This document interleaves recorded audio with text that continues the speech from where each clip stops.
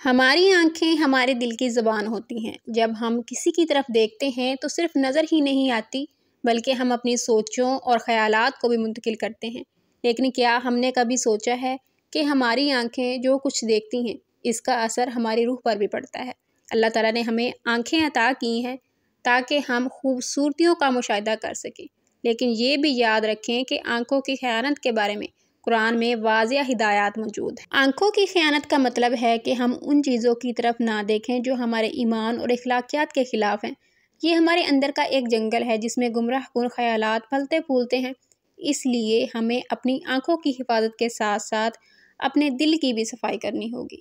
ایک بات میرے ساتھ ہوئی جب میں ایک دوست سے بات کر رہی تھی جو اس موضوع پر غور کر رہی تھی۔ اس نے کہا کہ جب وہ اپنی آنکھوں کی حفاظت کرتی ہے، اپنی نظروں کو کنٹرول کرتی ہے تو اس کی روحانی حالت بھی بہتر ہوتی ہے، اور یہ واقعی میں حقیقی بات ہے۔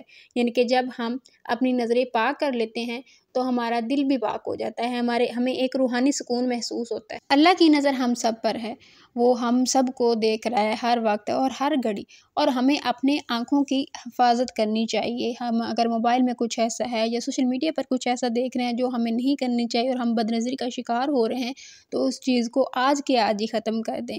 اسی میں ہماری دنیا اور آخرت کی کامیابی ہے۔ آپ کا وقت دینے کا شکریہ۔ اللہ ہمیں آنکھوں کی خیانت سے محفوظ رکھے اور ہمیں اپنی رضا کی طرف گامزن کرے۔